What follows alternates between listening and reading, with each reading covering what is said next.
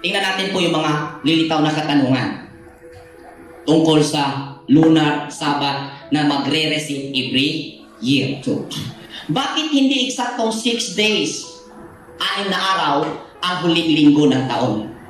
Bakit hindi? So, yan ay hindi nila masagot-sagot ng klaro. Masasagot nila, pero hindi po solido na nagmumula sa kasulatan. Amin po ba?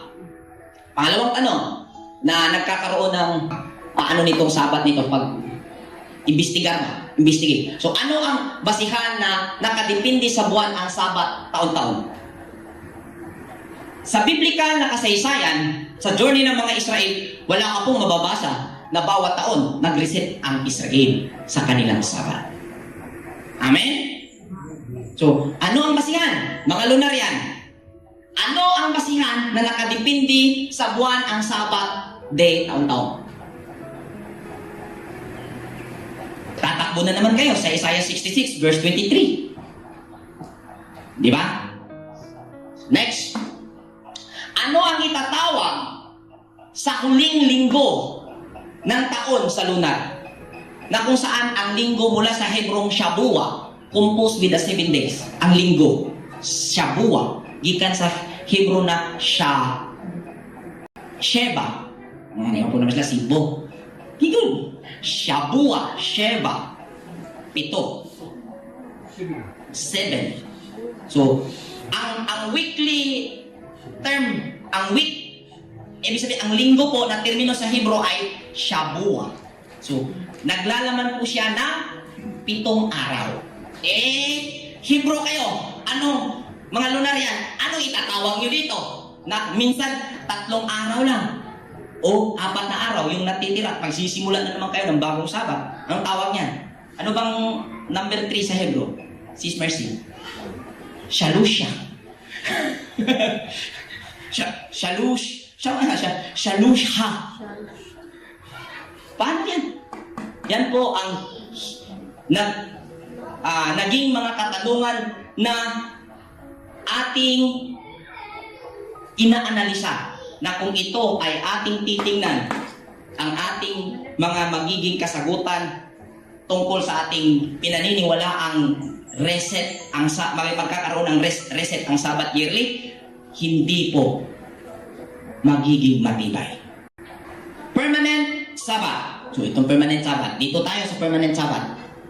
Bakit permanent ang Sabat? So, Sabat, permanent.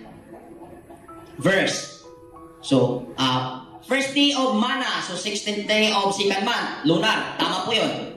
Permanent. So, ang permanent Sabat po, hindi po Gregorian. Lunarian po siya. Dahil ang original po siya sa panahon ni Moses at hindi na po yung natatapos. Yan po, tandaan po natin yan. Huwag po tayong maguguluhan. Kung sabihin ng mga lunaryan, yung Sabat ninyo, Saturday, Gregorian yan. Hindi po. Papatunayan natin yan mamaya. Biblically and historically. So, first day of Mana, o 16th day, second month, lunar. So, ang Sabat na permanent ay hindi po Gregorian. Lunar po siya, nag-original. Malalaman natin mamaya kung bakit.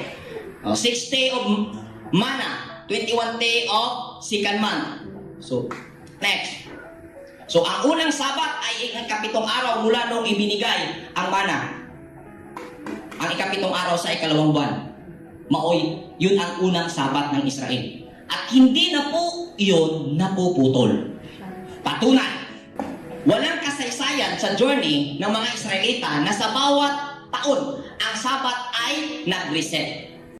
Sige nga, mga lunaryan, patunayan ninyo na habang nasa journey sa loob ng 40 years sa pangunguna ni Moses, nagkaroon ng reset point kada taon. Importante ba? Ang Sabat day, importante. At ang Torah ay hindi po kulang. Amen po ba? Kung ating tingnan dito, Numbers chapter 9 verse 1 to 5. Basahin natin. Mga bilang verse 1 up to 5. Ang pagdiriwang sa Pasko. Nang unang buwan ng ikalawang taon mula nang umalis sa Ehipto ang mga Israelita, sinabi ni Yahweh kay kay Moises sa bundok ng Sinai, iutos mo sa buong Israel na ipagdiwang ang pista ng Pasko sa takdang panahon. Paglubog ng araw sa ika-14 na araw ng unang buwan ayon sa tuntunin ang tungkol dito. Gayon nga ang ginawa ni Moises.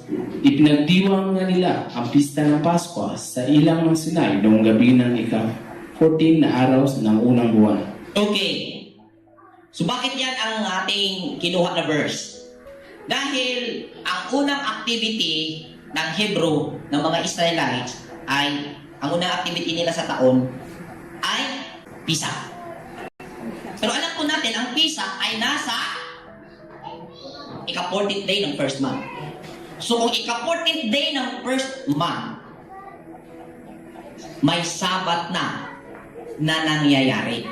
Kung magre-reset every year, una sana dito na naimungkahi, na i-reset mo, Moises, huwag mong kalimutan. Bantayan mo ngayon ang buwan dahil reset point po ngayon ng inyong Sabat.